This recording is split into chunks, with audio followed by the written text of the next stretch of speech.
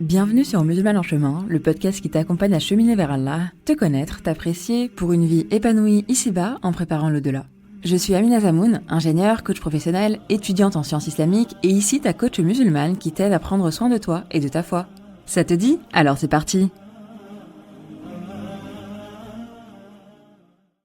Assalamu alaikum wa rahmatullahi wa barakatuh mes sœurs et bienvenue dans l'épisode 35 du podcast Musulman en chemin. Aujourd'hui, vous l'avez lu, on va parler de l'importance du travail sur soi et de la purification de son âme en tant que femme musulmane. Je suis vraiment ravie, extrêmement contente même de vous parler de ce sujet qui me touche beaucoup, qui me passionne également en ce moment à plusieurs égards. Et pour cause, pour info, c'est un sujet qu'on a abordé lors d'une assise que j'ai organisée durant ce mois de Ramadan chez moi, le week-end dernier, en tout cas au moment où je vous enregistre cet épisode, avec plusieurs sœurs, certaines de mes proches, mais aussi d'autres sœurs que je connaissais un peu moins et qu'on rejoint ce moment d'échange. Et en fait, c'est la deuxième année consécutive qu'on fait cette assise-là, ce type d'assise-là pendant Ramadan. Et Inch'Allah, j'aimerais bien continuer ces assises chaque Ramadan et pourquoi pas même en organiser en dehors de ce mois béni. Mais bon, chaque chose en son temps, n'est-ce pas ? Un pas après l'autre. Et donc, la thématique de cette année, c'était la sira du prophète sallallahu alayhi wa sallam. Vous allez me dire, ok, est-ce que tu n'es pas en train de nous parler de tazkiyatun nafs, de purification d'âme ? Si, bien sûr. Mais vous allez voir en quoi les deux sont liés. L'objectif, en fait, déjà de cette assise, juste pour vous mettre dans le contexte, c'était que chacune fasse ses propres recherches sur la sira du prophète sallallahu alayhi wa sallam et vienne partager un élément précis de la vie du prophète Mohammed sallallahu alayhi wa sallam qui l'a marqué, mais surtout qu'elle nous explique pourquoi ça la touche personnellement et quelles leçons elle en retire aujourd'hui. Parce que la sira, l'objectif de la sira, c'est pas juste de raconter une histoire, c'est pas juste raconter un récit passé, c'est vraiment un mode d'emploi pour nos vies aujourd'hui. Le prophète sallallahu alayhi wa sallam a été envoyé pour l'humanité, et ce jusqu'à la fin des temps. L'islam a été révélé en ce sens, et donc chaque moment de sa vie est porteur de leçons, d'apprentissage qui nous concernent directement, nous, d'accord, toi, moi, ma sœur. Et donc l'objectif, c'est de faire le lien avec nos vies aujourd'hui. En tout cas, c'est le thème que j'ai proposé pour cette année. Pourquoi je vous raconte tout ça ? Pourquoi est-ce que je vous parle de cette assise ? Déjà, pour faire un petit clin d'œil aux sœurs avec qui j'ai partagé ce moment précieux, franchement, c'était une assise pleine de baraka, alhamdoulilah, un moment où on est toutes ressorties enrichies avec des apprentissages, des réflexions, des rappels, mais aussi beaucoup de rire et de joie, alhamdoulilah, vraiment. Et c'est hyper important, je trouve, de se retrouver dans des assemblées où on mentionne le nom d'Allah, où on parle de lui, où on nourrit notre foi ensemble. Allah nous dit d'ailleurs que les anges entourent ces assemblées, donc c'est quand même incroyable. Et en fait, on manque cruellement de moments comme ça aujourd'hui.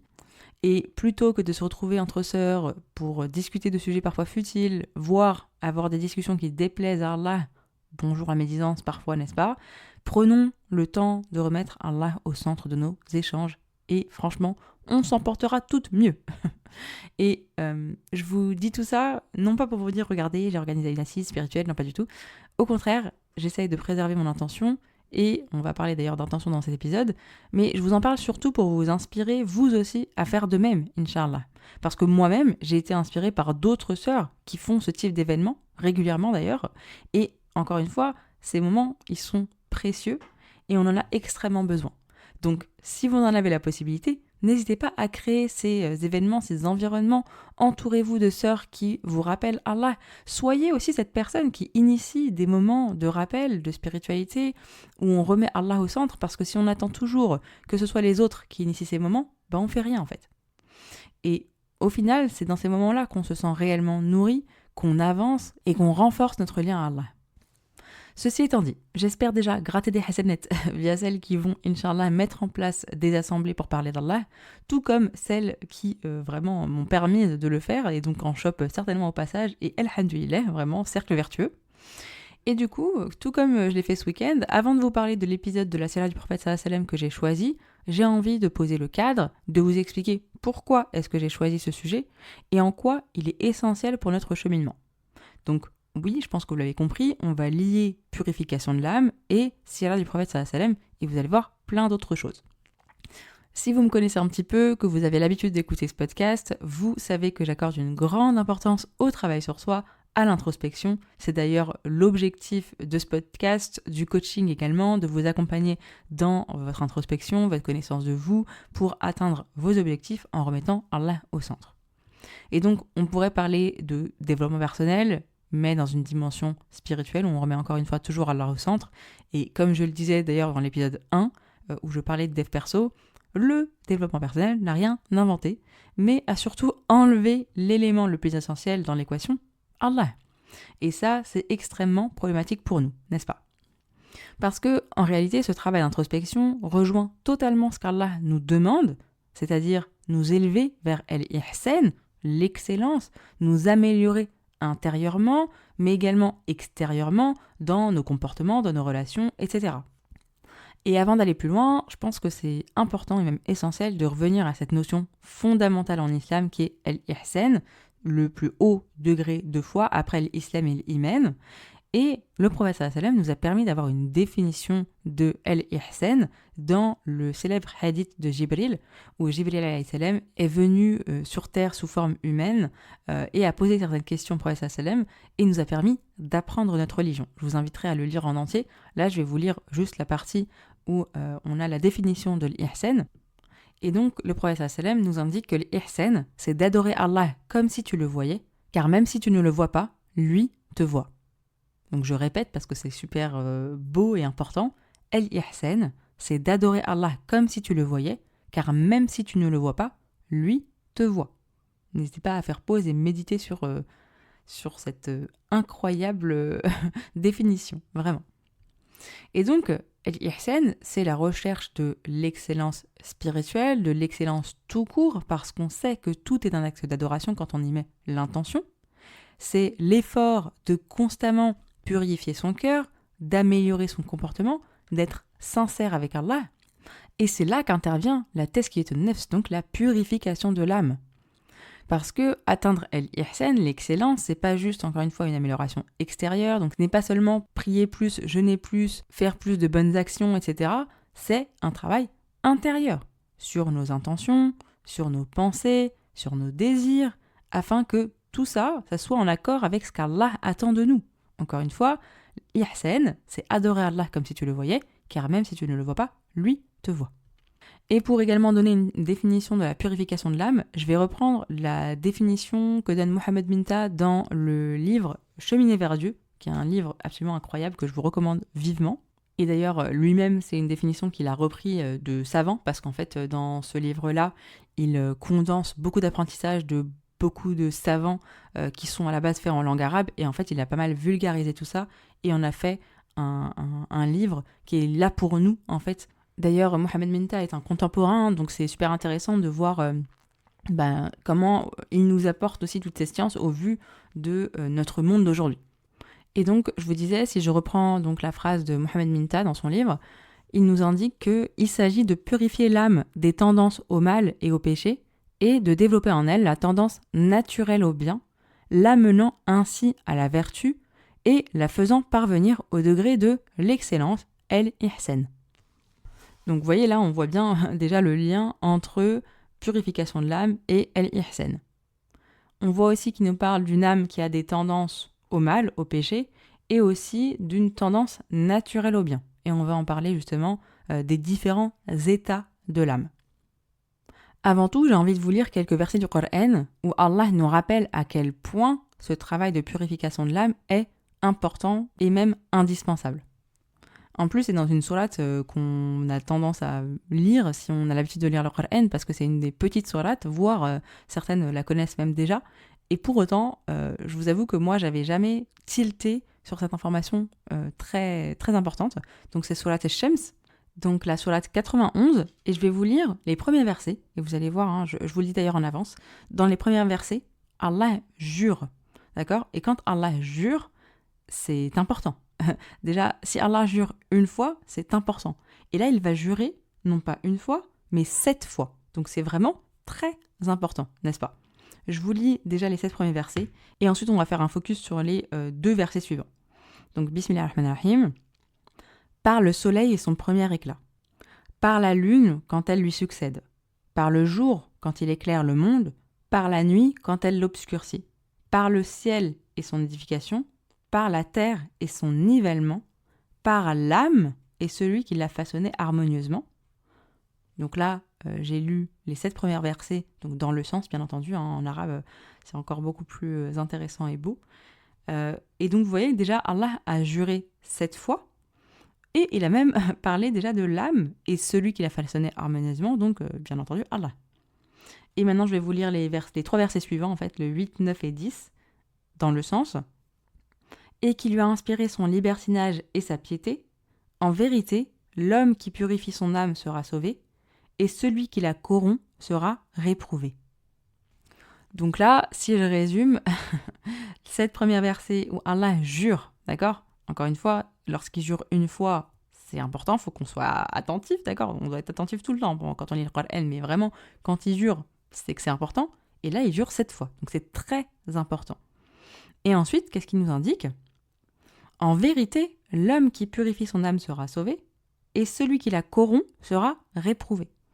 Donc je pense que là, c'est assez clair qu'il est absolument important et indispensable de purifier son âme.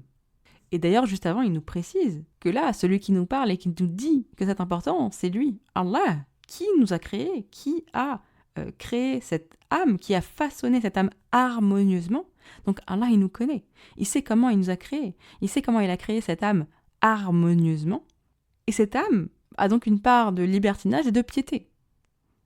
Et ensuite, il nous indique, j'insiste un peu parce que c'est vraiment super beau, hein, et ensuite, il nous indique qu'il est indispensable de la purifier, parce que c'est comme ça qu'on sera sauvé. Par contre, si on la corrompt, là, c'est pas très bon, n'est-ce pas ? D'où l'importance, encore une fois, de ce travail. Et en fait, une des missions du prophète Mohammed sallallahu alayhi wa sallam, c'était justement de nous guider dans cette purification. Et dans le Coran, Allah nous parle d'ailleurs donc de 3 états de l'âme. On en a déjà parlé dans d'autres épisodes, mais je vous les rappelle. Déjà, il y a nafs al-amara bisu, l'âme qui ordonne le mal. Ensuite, on a l'âme qui se blâme, donc nafs al-lawamma. Et enfin, on a l'âme apaisée, nafs al-mutma'inna. Donc vous voyez, on a 3 états de l'âme. Donc l'âme qui ordonne le mal, l'âme incitatrice au mal, l'âme qui se blâme et l'âme apaisée. Et notre objectif, vous l'imaginez bien, c'est de cheminer de l'âme qui incite au mal vers l'âme apaisée. Et en fait, ça passe par un travail profond sur nous, nos pensées et notre discours intérieur. Vous allez le voir, le fameux discours intérieur dont je parle très souvent. Et en fait, c'est assez logique parce que plus on a conscience déjà de nos pensées, plus on apprend à les écouter comme on écouterait quelqu'un d'autre, plus on apprend à y répondre, à les réorienter le cas échéant, et plus ça impactera notre cœur et notre âme. D'ailleurs, Allah nous demande de travailler tout ça simplement par le travail sur l'intention. Et là, je vous rappelle un célèbre hadith rapporté par Al-Bukhari et Muslim qui nous dit que les actions ne valent que par les intentions. Et pour cela, pour m'assurer que mes intentions sont bonnes, je dois être au courant de mes pensées. Et me questionner, me redemander, en fait, c'est quoi mon intention quand je fais telle action ? Par exemple, quand je donne une aumône, quand j'invite ma famille à manger, quand je mets en place une assise spirituelle, n'est-ce pas ? Quand je fais ce podcast. Est-ce que c'est sincèrement pour Allah ? Ou est-ce qu'il y a le nefs qui rentre en jeu, hein ? Est-ce que je fais ça pour être apprécié ? Est-ce que ça vient enfler mon ego ? Et je vous dis ça, en fait, ça a l'air simple comme ça, mais vraiment, c'est pas du tout simple. Parce que notre intention, elle change tout le temps. Par exemple, si je donne une aumône, au début, je peux me dire, ouais, je le fais pour Allah, etc. Et ensuite, une fois que je donne l'aumône, je peux me sentir assez fière. Et fière, c'est ok, mais mon ego peut s'enfler et gonfler, et je peux me dire, waouh, t'as vu comment t'es quelqu'un de généreux et tout. Et là, l'intention, elle est plus bonne, en fait.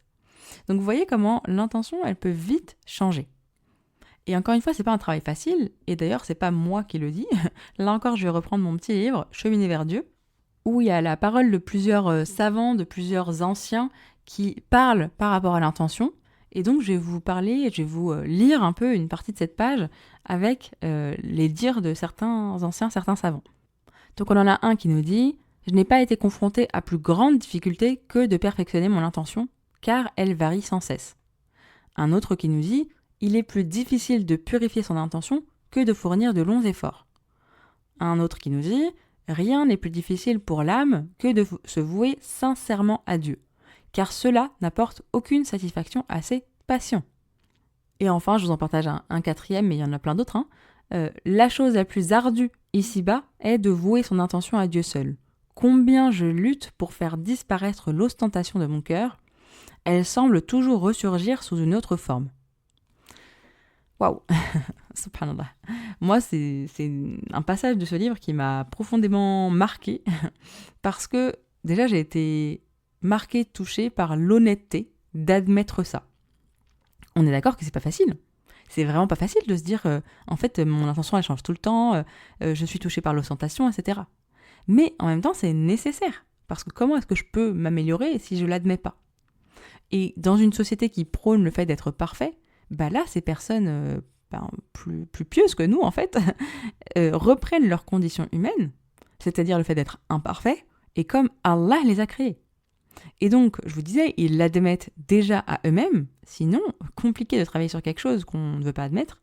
Et en plus, ils en parlent au monde, ils nous en parlent à nous. Je sais pas, je trouve ça vraiment très très beau. Et du coup, ça permet de nous rendre compte qu'on n'est pas seul, que c'est normal, et donc de nous inviter à juste faire le travail. Parce que ces personnes, elles avaient une conscience du coup de leurs pensées, d'accord ? Et on parlait déjà de l'importance des pensées dans l'épisode 2, l'importance du travail sur ces pensées, avec notamment le modèle d'Ibn Qayyim el-Jawziyya, et ce lien entre les pensées, le bon comportement, la forte relation à Dieu. Je vous laisserai aller l'écouter ou le réécouter, parce que c'est vraiment un épisode qui est complémentaire à celui d'aujourd'hui, vraiment. Et vraiment, je trouve ça vraiment trop beau parce que, en fait, plus j'avance et plus j'essaie de vous partager les choses que j'apprends. Et du coup, ça se recoupe, ça s'entremêle. C'est vraiment c'est vraiment super beau, tout simplement. Ça me fascine. Donc, pour revenir à ce que je vous disais, subhanallah, aujourd'hui, on est déconnecté de nos pensées. On est d'ailleurs déconnecté de plein de choses. On est déconnecté de nos émotions, de notre corps également. Combien sommes-nous déjà, juste, vous savez, quand on est au boulot, on est assis sur notre bureau, on ne bouge pas pendant 1 heure, 2 heures, peut-être 3 heures, et en fait notre corps il a mal, il a envie de bouger, etc. On ne le ressent même pas, on le ressent quand on se lève de notre bureau, on se dit waouh, purée, j'ai mal au dos, par exemple. Vraiment, on est déconnecté de tout. Mais comment est-ce que je peux travailler sur moi, sur mon nefs ? Comment est-ce que je peux cheminer vers Dieu, avoir un bon comportement accompagné d'une bonne intention, si je ne regarde pas en moi mes pensées, mes émotions, si je ne travaille pas sur ça, si je ne travaille pas sur mon dialogue intérieur, j'y reviens. J'ai plein de pensées, en fait c'est ça qui est important de prendre conscience, et c'est qu'on a plein de pensées dans la tête. Je crois qu'il y a des études qui montraient qu'on a à peu près 60 000 pensées par jour, donc vous imaginez, c'est beaucoup. Et donc dans toutes ces pensées, j'ai des pensées qui ne sont pas les miennes, d'accord ? J'ai des pensées qui sont dues à mon éducation, dues à mon passé, ce que j'ai vécu, dues à la société. J'ai également les west-west de Shaitan, n'est-ce pas ? J'ai mon nefs. Et du coup, si j'ai pas conscience de tout ça, juste je les laisse faire, en fait. Donc la question c'est, est-ce que justement je les laisse faire ? Ou est-ce que je dialogue avec moi-même ? Est-ce que je dis non à Shaitan ? En lui disant, bien entendu, « A'udhu billahi minash shaitanir rajim ». Donc on cherche protection auprès d'Allah contre Shaitan le maudit. Est-ce que j'écoute mes pensées et je me rends compte de moments où j'ai pas une bonne intention et donc je reclarifie mon intention ? Est-ce que je travaille à éduquer mon âme ? Est-ce que je m'écoute de manière générale, comme j'écouterais quelqu'un d'autre, comme j'écouterais une amie ? Et du coup, est-ce que je réponds à mes besoins ? Est-ce que j'ai même conscience de mes besoins ? D'accord ? Est-ce que quand je vois par exemple que je suis stressée, donc là on revient aux émotions, je suis stressée, est-ce que là je réponds à mon besoin qui est donc de me rassurer ? Est-ce que je vais me dire des choses qui me permettent de me rassurer ? Bref, est-ce que mon dialogue intérieur est constructif ? Et en ce sens, est-ce que mon dialogue intérieur est donc bienveillant ? Et là je vous renvoie d'ailleurs à l'épisode sur la bienveillance où on parlait déjà un peu de tout ça, parce que la bienveillance est absolument indispensable pour cheminer vers l'ihsan. Je ne peux pas atteindre un objectif, quel qu'il soit, en me tapant dessus. Imaginez accompagner un enfant en l'insultant, en le forçant, en ne l'écoutant pas, en ne le respectant pas. Est-ce que vous croyez qu'il va y arriver ? Est-ce que vous croyez qu'il va croire en lui ? Est-ce que vous croyez qu'il va faire les efforts pour ? Ou est-ce que plutôt il va procrastiner ? Et si jamais il les fait, cet effort, est-ce que ça va être avec la bonne intention ? Pas vraiment, on est d'accord. c'est pareil avec nous-mêmes. Mais du coup, je vous renvoie vraiment à cet épisode sur la bienveillance pour aller plus loin sur le sujet, Inch'Allah. Et donc, si je reviens aux 3 types de nafs, en fait, on cherche tous et toutes à aller vers nafs mutma'inna, donc vers l'âme apaisée. Parce que on cherche tous et toutes à se sentir bien, en fait, à se sentir apaisé. Et donc, chacun de nous recherche, inconsciemment ou consciemment, vraiment ce sentiment de paix, de satisfaction, de bonheur. Et on va essayer de combler ce besoin par différents moyens. Par la réussite financière, matérielle, par les relations, par tout un tas de choses. Mais en réalité, le véritable apaisement ne peut venir que d'Allah. Et d'ailleurs, Allah nous le rappelle maintes et maintes fois dans le Coran, il nous rappelle souvent que c'est par le souvenir d'Allah que les cœurs s'apaisent. Là, je vais vous partager un verset, mais il y en a plein d'autres. Dans Surat Al-Ra'd, la Surat 13, verset 28, dans le sens, et là je vous partage une partie du verset, en fait, n'est-ce pas que c'est au souvenir de Dieu que s'apaisent les cœurs? Et vous savez, lorsque c'est pas le cas, lorsque on se rappelle d'Allah et que ça nous apaise pas, c'est justement qu'on a besoin de se rapprocher d'Allah. Et bon, je pourrais développer grandement cette partie, mais l'objectif c'est juste de se dire que plus on va se rapprocher d'Allah, Inch'Allah, et plus on va trouver la paix intérieure.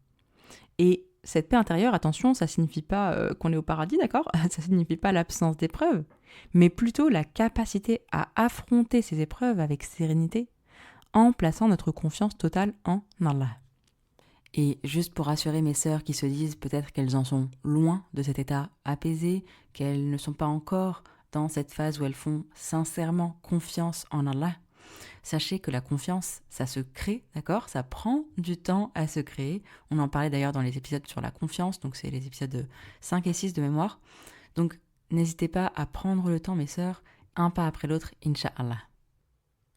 Et maintenant que je vous ai partagé tout ça, et je pense que c'était déjà assez dense, en vrai, ça pourrait être suffisant pour l'épisode, et j'ai envie qu'on aille un cran plus loin parce que j'ai envie de vous montrer l'illustration de tout ça, finalement, dans la sira du prophète sallallahu alayhi wa sallam. Donc c'est là qu'intervient l'épisode de la sira du prophète sallallahu alayhi wa sallam que je voulais vous partager pour illustrer ce combat intérieur, d'accord, avec son nafs. Et donc j'ai envie de vous parler de la bataille de Mouta. C'est une bataille cruciale où le prophète sallallahu alayhi wa sallam avait envoyé des hommes pour régler une injustice. Bon, j'ai pas envie de rentrer dans les détails parce que sinon je pourrais faire un épisode entier sur cette bataille, mais du coup un de leurs émissaires a été tué. Alors qu'on ne tue pas les émissaires, d'accord? On ne tue pas les diplomates, même dans notre monde d'aujourd'hui, on le sait, on ne tue pas les diplomates. Bon, grosse pensée à des événements qui se passent aujourd'hui où il n'y a absolument plus rien qui est respecté par certaines personnes, n'est-ce pas? Et qu'Allah vraiment facilite à tous les peuples opprimés. J'avais pas pensé à parler de ça, mais c'est du tout seul.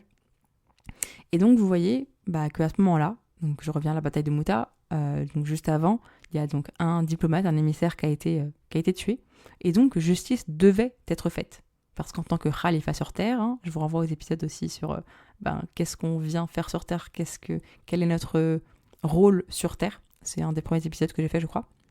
Mais du coup, en tant que représentant d'Allah sur terre, on se doit de tout faire pour faire régner la justice. Et donc, le prophète sallam est choqué de cet émissaire qui a été tué et ordonne qu'une armée de 3000 hommes soit mobilisée et envoyée. Il désigne 3 commandants de cette armée. Et ce qui est vraiment impressionnant, il y a plusieurs choses qui sont impressionnantes dans le fait de désigner ces 3 compagnons, ces 3 commandants d'armée, c'est que déjà le premier qu'il désigne, c'est Zayd ibn Haritha, qui était son fils adoptif. Et du coup, c'est quelqu'un qui l'aimait beaucoup. Et donc, il a désigné en premier commandant. Et s'il venait à être tué, il a désigné Ja'far ibn Abi Talib. Et si lui-même venait à être tué, il désigne ensuite Abdallah ibn Rawaha. Donc déjà, ce qui est assez impressionnant, c'est que la première personne qu'il va désigner, c'est quelqu'un de très proche de lui. D'accord? C'est son fils adoptif. Alors même du coup qu'il y a de très grandes chances qu'il soit tué, sachant que du coup, celui qui mène la bataille porte l'étendard musulman, du coup, et c'est important de savoir que celui qui porte l'étendard est souvent visé, parce que, en gros, si je résume, si l'étendard n'est plus, si l'étendard tombe et est perdu, la guerre est finie, enfin la bataille est finie plutôt. Donc bien entendu que ce sont des cibles. Et donc, bien entendu qu'il y a de fortes chances, en fait, en allant à cette bataille, que Zayd ibn Haritha, Ja'far ibn Abi Talib et Abdullah ibn Rawaha soient tués. Et malgré tout, du coup, ils entendent ça et ils le savent, en fait. Et du coup, vient la bataille. Zayd ibn Haritha, encore une fois, l'être le plus cher au corps du prophète sallam, parmi ses combattants musulmans, commence à combattre, assume la direction de l'armée et est effectivement tué. Donc ensuite, Ja'far ibn Abi Talib saisit la bannière, donc je vous disais l'étendard, et combat à son tour, prend la tête de l'armée à son tour. Et là, attention aux âmes sensibles, mais je me permets de le partager parce que c'est quand même vraiment incroyable. Mais donc il a un bras qui est d'abord coupé, donc il prend l'étendard avec l'autre bras, le deuxième bras qui est coupé, et ensuite il continue à garder l'étendard en lui, il la serre entre ses bras. Malgré tout, il continue à être présent, là, et il finit par mourir. Et en fait, ce qui est incroyable, c'est que finalement, on découvre qu'il a été touché par plus de 50 coups, d'accord ? Et le tout sur l'avant du corps. Donc ça veut dire qu'il n'a jamais tourné le dos à la bataille. Donc absolument incroyable, n'est-ce pas ? Et donc enfin, c'est Abdullah ibn Rawaha qui s'avance pour reprendre l'étendard. Et là, ça devient intéressant. Enfin, c'était déjà intéressant. Mais là, ça devient intéressant dans notre contexte. Parce que lorsque Abdullah ibn Rawaha se retrouve dans cette posture et il doit aller reprendre l'étendard, eh bien, il a un bref moment d'hésitation. Une demi-seconde, sûrement, quelque chose comme ça. Et du coup, qu'est-ce que ça veut dire, ce moment d'hésitation ? Ça veut dire qu'il y a un truc qui le bloque, n'est-ce pas ? Il hésite parce que, en fait, il n'a pas envie de se faire tuer, tout simplement. Il n'a pas envie, il a peur. Son âme n'a pas envie. Son nefs n'a pas envie. Alors même qu'il savait, en venant, qu'il y avait de fortes chances qu'il meure, et que l'objectif, c'était de combattre, et de combattre pour Allah, pour la justice, et soit de vaincre, soit de mourir en martyr, en fait. Il n'y avait pas d'autre possibilité. En tout cas, ils sont venus avec cette intention-là. D'accord ? Ils n'avaient pas l'intention de rebrousser chemin. Et pour autant, eh bien, il n'avait pas envie de mourir, tout simplement. Et donc, qu'est-ce qu'il fait ? Eh bien, il va se lancer dans le combat en récitant des vers enthousiastes, motivants. Il va se motiver, en fait, lui-même. Vous savez, les Arabes, c'était des grands poètes, hein. Et donc, je vais vous partager, alors bon, ça sera que la traduction en français, mais c'est quand même très beau, ce qu'il dit. Donc, qu'est-ce qu'il dit ? Il va dire « Mon âme, par Dieu, tu avanceras, de gré ou de force. Excité par les cris, les chevaux marchent sur l'ennemi, et au départ des flèches, les arcs gémissent. Refuserais-tu le paradis ?» Donc, vous voyez qu'il va se motiver lui-même, et ce qu'on entend avec ces quelques mots, c'est son combat intérieur, en fait. Son combat intérieur entre lui et son nefs. Et bien entendu, après avoir combattu, lui aussi meurt. L'étendard est ensuite repris par quelqu'un d'autre, mais nous, on va rester focus sur Abdullah ibn Rawaha et son hésitation. Et je sais pas, juste là, je suis en train de me rendre compte en vous faisant cet épisode que là, en gros, tout mon épisode, là, il a été motivé par quoi ? Par cette hésitation. Donc, est-ce que vous vous rendez compte tout ce qu'on peut apprendre de la sira du prophète sallam, et même pas que du prophète sallam, mais aussi des gens qui l'entourent. Et justement, donc, avec ces 3 combattants qui ont été tués à la bataille de Mouta, ce qui est intéressant de voir, c'est que, bien entendu, ces 3 combattants sont destinés au paradis, ils sont morts martyrs, ils sont destinés au paradis. Néanmoins, là, il y a un truc qui était assez intéressant, c'est que le prophète sallam a indiqué que le dernier, donc Abdullah ibn Rawaha, est à un degré inférieur par rapport aux 2 autres. Pourquoi ? Parce qu'il a hésité. Est-ce que vous imaginez ? Moi, ça me touche beaucoup parce que je me dis, mais mon Dieu, on a du taf. On a du taf, d'accord ? Parce que nous, clairement, dans cette situation, je pense que c'est même pas une hésitation qu'on aurait eue, on aurait fait demi-tour. Subhanallah. Et en même temps, c'est vraiment très intéressant de se rendre compte de tout ça parce que, en fait, s'il a hésité, c'est parce que son travail avec son nefs n'a pas été assez fait. Les 2 premiers ont sûrement plus travaillé leur nefs et donc n'ont pas hésité. Le dernier, lui, son nefs était un peu plus là. Vous voyez, il a été tiraillé.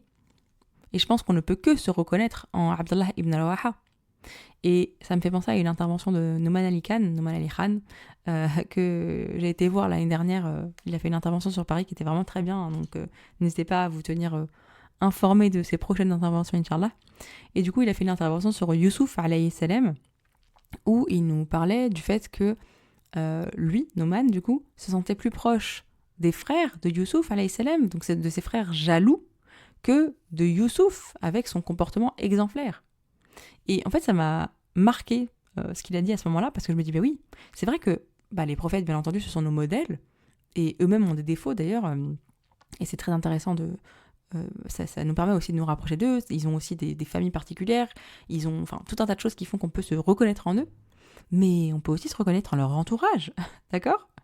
Et là, si je reviens à la bataille de Mouta, clairement, moi je me reconnais beaucoup plus en Abdullah ibn Rawaha que en les deux autres compagnons qui ont eu du coup ce comportement exemplaire sans aucune hésitation. Sachant que on n'est même pas au niveau d'Abdullah ibn Rawaha, d'accord, je vous le disais juste avant, d'accord. Mais ce qui est intéressant, encore une fois, je reviens sur ça, il a hésité. Son nefs lui disait de pas y aller, il voulait pas mourir. Et on le comprend, il voulait profiter de la vie en fait. On ne peut que le comprendre. Il y a tellement de choses de la vie d'ici-bas qu'on priorise par rapport à l'au-delà. Et ça me fait penser, par exemple, et je pense que certaines vont se reconnaître, quand je portais pas encore le hijab, je priorisais, moi, ma vie d'ici-bas à Allah. Et si je prends d'autres exemples encore, si j'ai du mal à me lever pour le fajr, j'ai des moments d'hésitation. Quand il y a de la médisance et que je dis pas stop par peur du regard des autres, etc., etc., etc. Et en fait, on ressent tout ce conflit intérieur à ce moment-là. Et d'ailleurs, c'est très bon signe, parce que déjà, ça veut dire qu'on est dans l'âme qui se blâme et non pas dans l'âme incitatrice au mal. Parce que je pourrais aussi me dire, non, c'est normal de parler sur les autres, de me dire, il n'y a pas de problème. Et en fait, si je me dis ça, c'est là qu'il y a un problème finalement. Vous voyez ce que je veux dire ? Et en fait, son âme, on se doit de l'éduquer. Et durant le Ramadan, c'est exactement ce qu'on fait. Parce que, en se privant de nourriture, de boire, de relations avec son conjoint, etc., durant la journée, en fait, je me dis, ouais, j'ai envie de boire, par exemple. J'ai envie de boire, j'ai envie de manger. Mais je le fais pas. Pour Allah. Et personne d'autre. Parce qu'on est d'accord que seul Allah voit si effectivement je bois pas et je ne mange pas. On pourrait boire et manger en cachette. Mais on sait qu'Allah nous voit. Donc on le fait pour Allah. Et le jeûne du mois de Ramadan, c'est vraiment un jeûne et un mois qui nous facilite, qui nous montre qu'on peut travailler sur nous, sur la purification de notre âme. Il nous montre également de quoi on est capable. Parce que durant ce mois, on entraîne son nefs à dire non, à l'éduquer, à être discipliné pour s'orienter vers Allah et non vers nos propres désirs. Parce que là, si j'arrive à dire non, pas maintenant, à des choses halal, d'accord, boire, manger, relations sexuelles avec son conjoint, c'est des choses halal, on a le droit. Mais si j'arrive à lui dire non, je t'entends, je t'écoute, j'entends mes besoins, par contre on le fera après le maghrib, du coup, si j'arrive encore une fois à dire non à ces choses halal, alors je devrais pouvoir dire non à des choses haram. Vous voyez ce que je veux dire ? Et ça, c'est très fort. Vraiment, c'est quelque chose de très fort. Et moi, depuis que j'ai compris cette fonction de mois de Ramadan, il y a quelques années, vraiment, j'essaye de voir ça sur un autre angle et se dire, vraiment, encore une fois, si je dis non à des choses halal, alors je peux dire non à des choses haram. C'est logique. Puisque ces choses haram ne sont même pas bonnes pour moi. Et bien entendu, on est tous humains. Et en tant qu'humain, on est imparfait. Donc, de 1, on va faire des erreurs. De 2, même quand on arrive à ne pas faire l'erreur, on peut aussi hésiter, comme Abdullah ibn Rawaha, d'accord ? Mais lui, il a hésité et il a repris le dessus sur son âme. Et tout comme nous, on a nos hésitations, on a nos moments de faiblesse, mais l'essentiel, c'est de ne pas abandonner. C'est de développer son discours intérieur comme il l'a fait, d'accord ? Il s'est parlé à lui-même. De se rappeler pourquoi est-ce qu'on fait ces efforts. D'échanger donc avec soi. Et Inch'Allah, de faire ce qu'Allah attend de nous. Et du coup, là, on est en plein mois de Ramadan, au moment où sortira, Inch'Allah, cet épisode. Et du coup, déjà, j'ai envie de vous inviter, si vous m'écoutez durant ce mois, à profiter de ce mois pour conscientiser un peu plus tout ça. Conscientiser également les efforts que vous faites déjà, par exemple, pour vous priver de ces choses halal. Conscientiser un peu plus le fait que vous arrivez à vous dire non. Et également, vous posez une question supplémentaire. Et vous inquiétez pas, si vous m'écoutez hors Ramadan, il n'y a pas de souci. Bien au contraire, vous allez voir, ça va vous être utile. Mais du coup, si je peux ressortir avec une seule chose de ce mois de Ramadan, améliorer une seule chose en moi, ce serait quoi ? Et donc, même type de question, si vous m'écoutez en dehors du mois de Ramadan, quel aspect de mon âme est-ce que j'ai besoin de purifier ? Sur quoi est-ce que je peux travailler aujourd'hui ? Et bien entendu, on y va un pas après l'autre, d'accord? Parce qu'on ne peut pas tout changer. Mais rien que le fait de conscientiser ses défauts, je vous assure que c'est une grande bénédiction. Parce que ça veut dire qu'Allah nous permet de les voir et donc de nous améliorer. Allah pourrait nous aveugler en fait. Et du coup nous laisser faire et faire et faire encore plus de dégâts. Mais si on voit nos défauts, c'est qu'on peut commencer à travailler dessus. Donc vraiment déjà, encore une fois, c'est un grand bienfait. Même si ça fait mal, franchement ça fait mal. Pour l'anecdote, il y a une dua que j'ai fait et qui a été exaucée. Et en vrai, ça fait mal. C'est de demander à Allah de me permettre de voir mes péchés. Oh, qu'est-ce que ça fait mal de voir à quel point on est imparfait, à quel point on fait des erreurs, je vous jure. Subhanallah. Et en même temps, c'est absolument indispensable parce que sans ça, comment est-ce que je peux commencer à changer? Comment est-ce que je peux m'excuser aussi auprès des autres? Parce que ça, c'est super important. Et on est aussi en ce mois de Ramadan où on se doit de demander le pardon d'Allah en tout temps. Hein. Mais il y a une invocation qui est particulière aussi en ce mois de Ramadan, notamment dans les 10 dernières nuits. Allahumma innaka afwan tuhibbul afwa fa'fu anni. Donc, oh Allah, tu es pardonneur, tu aimes le pardon, alors pardonne-moi. Donc c'est une très belle invocation. D'ailleurs, c'est la dua que le prophète sallallahu alayhi wa sallam a enseignée à Aïcha radhiyallahu anha lorsqu'elle lui a demandé quoi dire durant Laylat al-Qadr. Donc c'est une très belle invocation, d'ailleurs qu'on peut aussi dire en dehors, bien entendu, de ce moment. Mais du coup, comment est-ce que je peux demander le pardon que ce soit pour moi, Allah directement, ou aux autres, si je sais pas, si je suis pas au courant de ce que je fais mal. Donc bref, j'ai dévié, désolée, je parle trop. En tout cas, j'espère que cet épisode vous aura apporté, que vous voyez en fait l'illustration pratique des choses avec notamment la siira du prophète sallallahu alayhi wa sallam et vraiment une petite bribe de toute la siira. Hein. Vraiment, j'ai été sur un détail de la siira, mais moi je trouve ça fascinant parce que je me rends compte à quel point c'est précieux, à quel point chaque détail est précieux, à quel point Allah fait les choses parfaitement. Vraiment, c'est impressionnant, c'est impressionnant. Alhamdulillah, vraiment. Bref, vous voyez, je suis encore en train de repartir vers quelque chose d'autre. Je vais m'arrêter là, donc si jamais l'épisode vous a apporté, eh bien, n'hésitez pas à mettre un avis accompagné de 5 étoiles sur la plateforme de votre choix, et également à partager le podcast autour de vous, vraiment, n'hésitez pas. Soyons un bien les unes pour les autres. Salam alaikum wa rahmatullahi wa barakatuh. Merci d'avoir écouté cet épisode jusqu'au bout. Si c'est le cas, j'imagine qu'il t'a apporté. Et dans ce cas, n'hésite surtout pas à le partager autour de toi. C'est un vrai cercle vertueux de Hasanet. Et bien entendu, si ce n'est pas déjà fait, n'hésite pas à laisser un avis accompagné de 5 étoiles sur la plateforme de ton choix. Qu'Allah te préserve, ma sœur, et te facilite tout ce qui est un bien pour toi.